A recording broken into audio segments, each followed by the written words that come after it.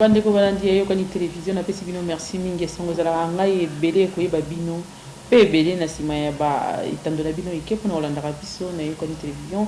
Vraiment ma joie est grande toujours de vous présenter cette émission ou des émissions sur cette chaîne parce que vraiment musala nzamba benga biso na mokili za yango. Je na kanisi ko remercier ba onyo so bazala na ngai depuis début ya chaîne Otilelo une année. Ce n'est pas facile, c'est pas donné à tout le monde de tenir pendant une année. Merci beaucoup à Fatih Brigade en Togo, tu as vraiment été là pour moi pendant un long moment et tu as aussi d'ailleurs ceux qui veulent qu'il y a émission au début pour moi que mon banara sport et la PCP merci énormément on a évoqué ça merci nani na bosani so na bosani oui ban émission ko yana ko chabino ici na bosani binote na ke mbangulo mbangu na zia avion na pombo na ke ko pesa mbote mingi na baonye so ya Dijon. Merci énormément. Merci Bélé Mingi na épice Sokola parce que ça l'a fait trop. Nzamba monayo a pambola lisusu merci na bosa na te parce que bola mo pour faire te ça la toujours est na motema to koyeba ko bosa na yango ata mokolo moko te na keli lisusu na zia avion na ke na USA na pesi mbote mingi pe Bélé na ye moko babenga le pasteur Joshua MK. Le pasteur Joshua MK ye abenga biso to pe asoutenaka biso makasi lisusu. Pasteur Joshua MK na Kentucky, Louisville, na Kentucky, kuna le pasteur MK Joshua, merci énormément.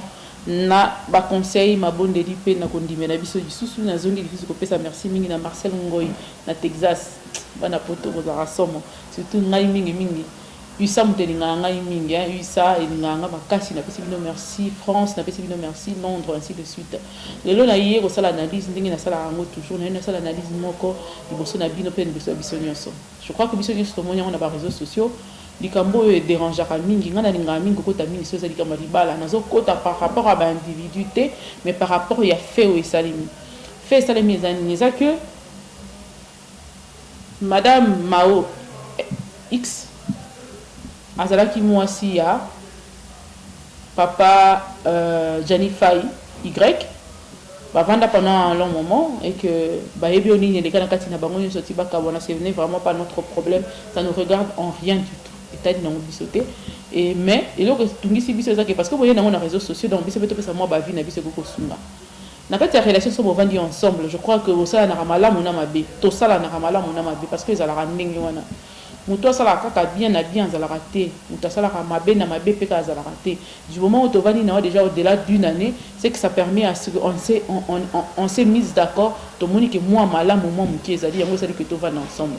Mais pourquoi pour mati na niveau ya ko leka na ba réseaux sociaux pour ne pas ko étaler vie na bino na kozwa ndambo muke to bana papa Janifa yonde mobali. Moi je pense qu'un homme ou avani na mwasi et simbate, tu te décides de partir. Gloire à Dieu. Parce que yo monique est simbité. Parce que yo monique moi c'est la coquine en toi za bienté. Également aussi pour la femme.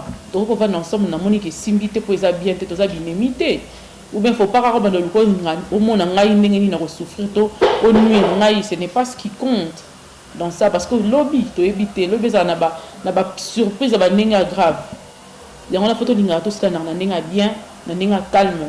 Sans pour autant que ça m'a finga que dénigrer to bébé c'est la moninga réputation to relation mon sous te peur aux anango so pas aux anango ou je ne sais quoi les alaka important ata mon sala ko bébé c'est déjà bien té ata ko nuire mutuka rapona za la bien té. Je pense que ce muta comme un niveau on a c'est que quelque part yene muta ko yeba ko se défaire na relation on a dit so qu'il y a déjà eu décision ko kendi moninga tikali fais ta vie, avance, progresse, alléluia, amen. La vie continue. Ce n'est pas que de temps en temps, ça va faire plus de 3 ans, 5 ans aujourd'hui.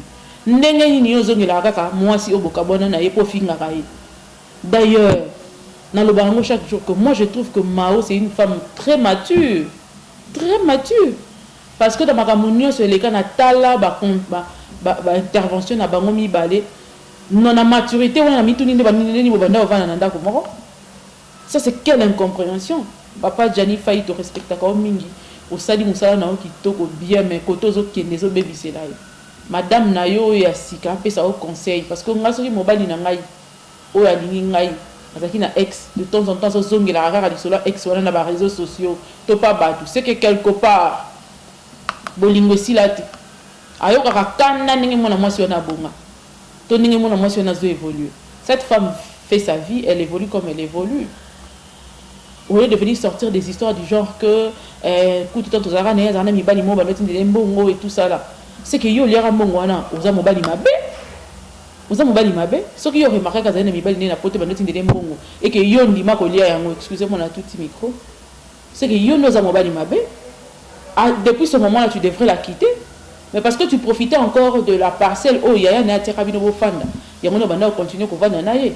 Donc c'est toi qui as utilisé cette fille. Peut-être que yo muto utiliser pour na azana mibali wana mususu ba tinda mbongo po yo liaka. C'est que c'est toi qui es un mauvais mari. Parce que là, on a yo kayete, abanda kotanga ke yo zalaka na mwasi. Et après ça yo boy non. C'est que c'est elle qui est plus mature que toi. Et puis mutango obese dans obete la ramasolo erronneuse. Mutango réagit ça na yeso ki ndenge nité. C'est toujours par intermédiaire, il y a toujours d'autres personnes qui viennent te répondre. Ce n'est pas intéressant.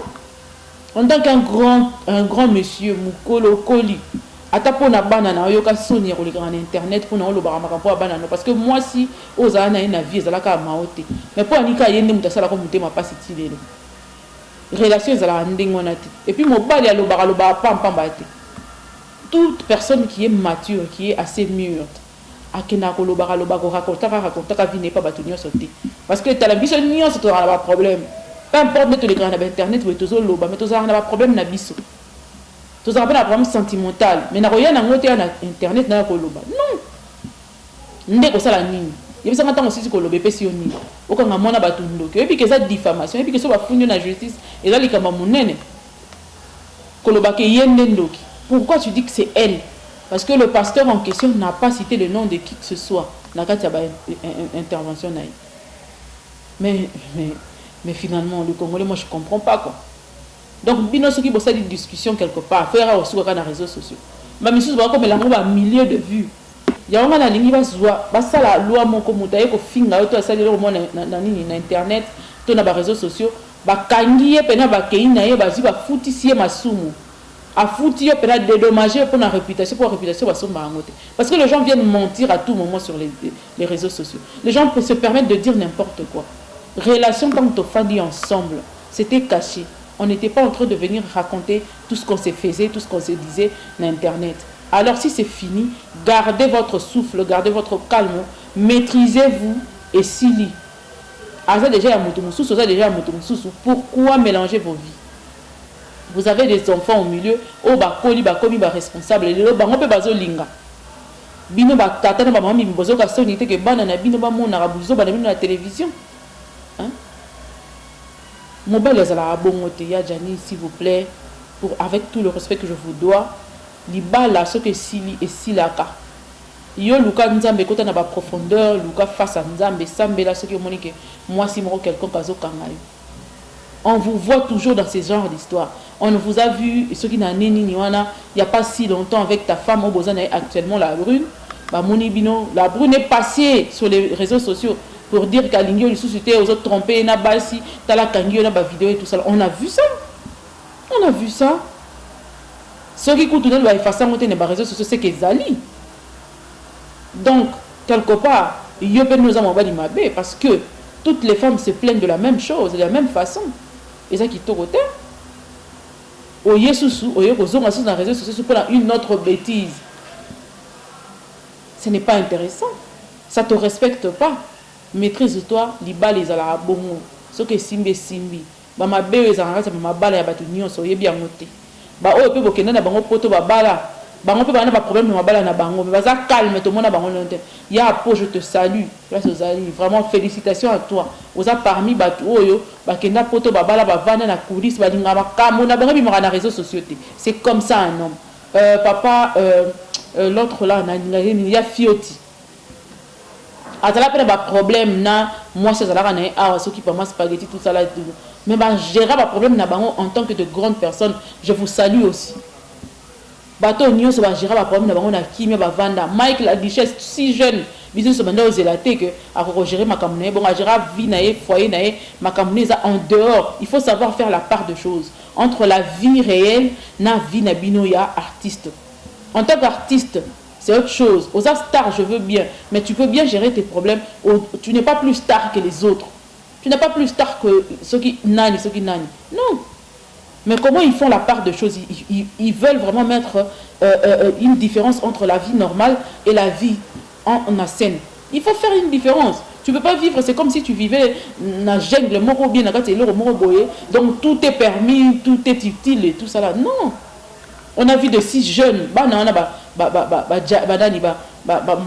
Mike la Duchesse, Hans Luzolo et les autres. On a vu aussi Hans Luzolo, à un moment, il y avait eu des problèmes, mais il a compris, en tant qu'un monsieur aujourd'hui, à ordre de vie, à Vanda. C'est comme ça que ça doit se passer. Bêtise, c'est quoi, il y a la 5T. Ce n'est plus intéressant quand ça devient 5 fois, 10 fois, 50 fois. Ce n'est plus intéressant.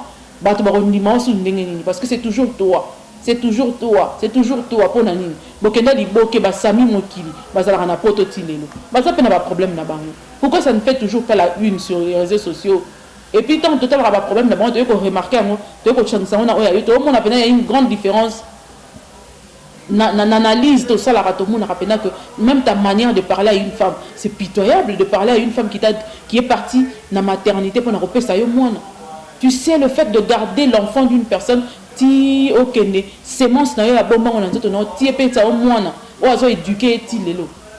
prends pour une conne. On peut s'accueillir valeur, tout le monde est loco. Toutes les femmes doivent être contre toi. Parce que on se croirait peut-être dans au droit de la femme, ils ont raté.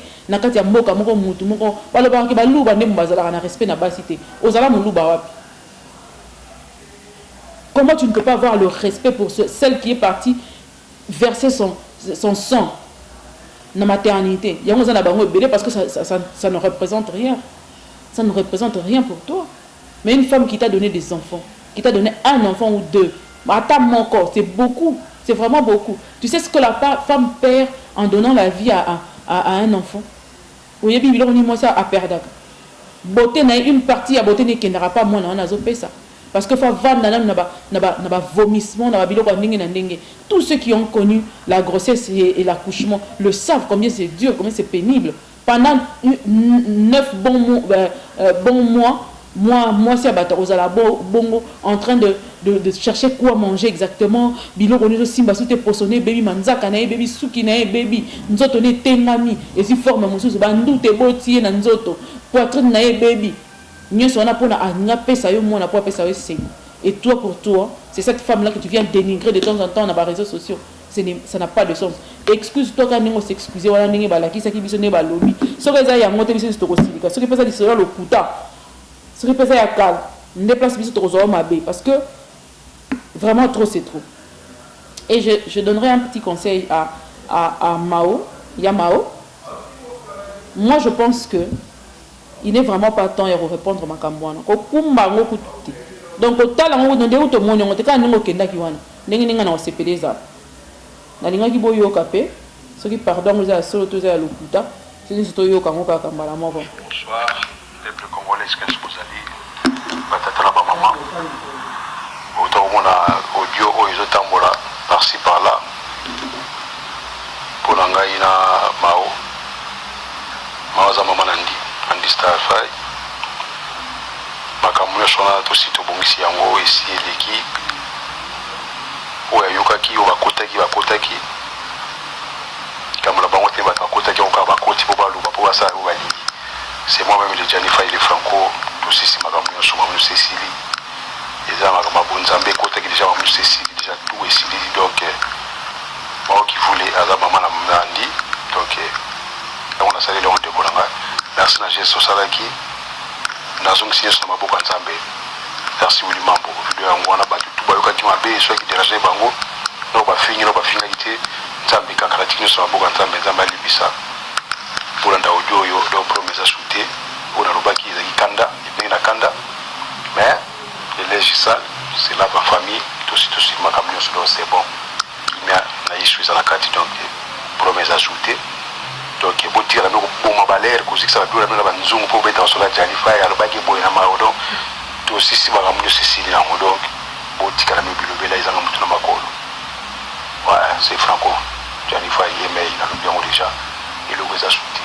Merci. D'accord, merci beaucoup ya Janifa, vraiment ceux qui au saleli marambolobi na kati audio ezala kitoko mingi na kati ya vidéo au sali to reposter yango pe pona to booster yango lisusu vraiment eza kitoko mingi ndengo emiki humilité wana vraiment aza maman bana na yo mwana moko c'est vrai qu'akufa mususu azali avant d'apena bana na mususu obota ailleurs donc bona respect wana ya mwasi vraiment yeba ko tchaka na se atakande leki tchaka mwa mai na vigno na yo pour ne pas ça bien vraiment eza kitoko mingi te de temps en temps moto ali kana ba réseaux sociaux pour la makambo ya vie na to mesana ko mona batu moko x ko lingate yo kota makambo et félicitations énorme na Yamao merci énormément parce que vraiment o la kisi ki bon maman o la kisi ki mukolo la kisi maturité liboso ya problème oyo parce que panika kité mosali yango bien osali yango kitoko osali yango bien nzambe apambola o lisusu merci énormément je crois que na kosuka nde tokutani na analyse mususu lobi kuna nzamba mona pe apambola bino nyonso merci beaucoup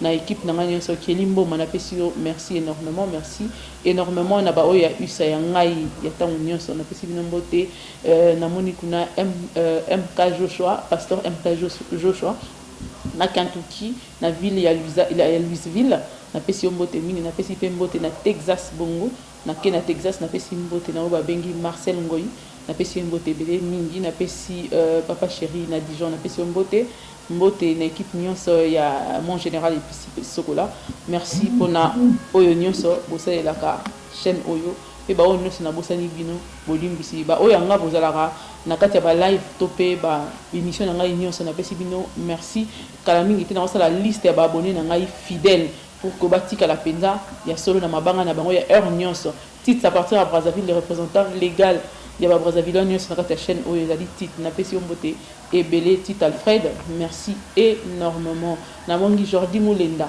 merci énormément qui d'autre vous êtes tellement ébélé que non c'est la binoniste content de jouer merci énormément merci beaucoup et à très prochainement bye bye.